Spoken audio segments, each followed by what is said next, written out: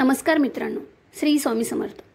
काहीतरी आश्चर्यकारक गोष्टीसह तुझ्या आयुष्यात प्रवेश करणार आहे, जे तुला आनंदी करतील. दिवसाची कल्पना कर, तू खूप आनंदी होत आहेस. लवकरच एक आनंदाच्या बातमीचा कॉल तुला येणार आहे. तुम्ही ते डोळ्यांनी पाहू शकत नाही, पण ते मला दिसत आहे. तुमच्या प्रयत्नांना यश मिळणार आहे.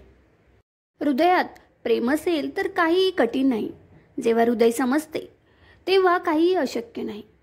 जेव्हा देव हृदयात असतो तेव्हा काहीही जड नसते. आपल्या हृदयाला सांगा की दुःखाची भीती ही दुःखापेक्षा वाईट आहे.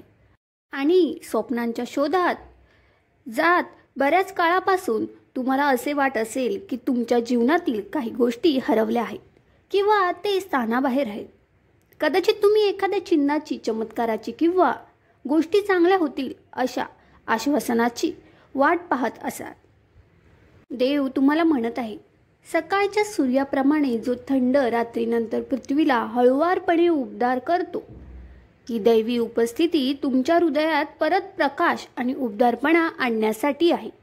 हा संदेश तुमच्या अंतहीन प्रार्थनेची वाट पाहत असलेल्या प्रश्नाचे उत्तर देण्यासाठीच आहे. काही वेळा गोष्टी कठीण असतात. त्या काळात देवावर विश्वास आणि स्वतःवर विश्वास ठेवा.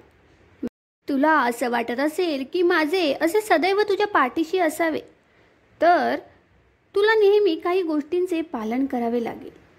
एक म्हणजे सत्य सांगणे, सर्व प्राण्यांशी दयाळूपणे वागणे, मन आणि इंद्रियांवर नियंत्रण, क्षमतेनुसार सेवा आणि परोपकार करणे, आईवडील आणि वडीलधाऱ्यांची सेवा करणे, नम्रता आणि नैतिकतेने परिपूर्ण असणे, अतिथींची सेवा करणे.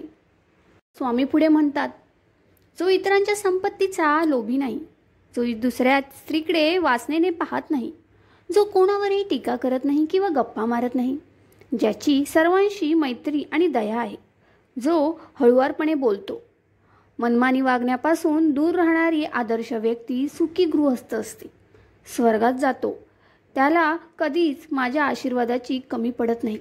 जो भक्त माझी सेवा करतो, माझे हे वचन पाळतो, त्याच्यावर कधीच कुठले संकट येत नाही.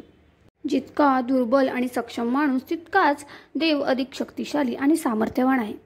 माणसाची अतूट श्रद्धा आणि श्रद्धा हे ईश्वराचे आशीर्वाद मिळवण्याचे साधन बनते. म्हणून जीवन जगत असताना देवाची साथ असणे, गुरुची साथ असणे खूप महत्त्वाचे आहे. स्वामी म्हणतात, तुम्ही हवा असाल तर आधी तुम्हाला तुमचे अंतःकरण शुद्ध करण्याची गरज आहे. देव सत्य आहे आणि तो लोकांच्या हृदयात वास करतो. देवावर खरी भक्ती आणि श्रद्धा असेल तर त्याचा आशीर्वाद नक्कीच पडतो. भगवंताच्या प्राप्तीसाठी केवळ मस्तक टेकणे पुरेसे नाही. जेव्हा आपण आपल्या डोक्यासह आपले मन टेकवतो तेव्हा त्याच्या आशीर्वादांचा वर्षाव होतो. श्री स्वामी समर्थ.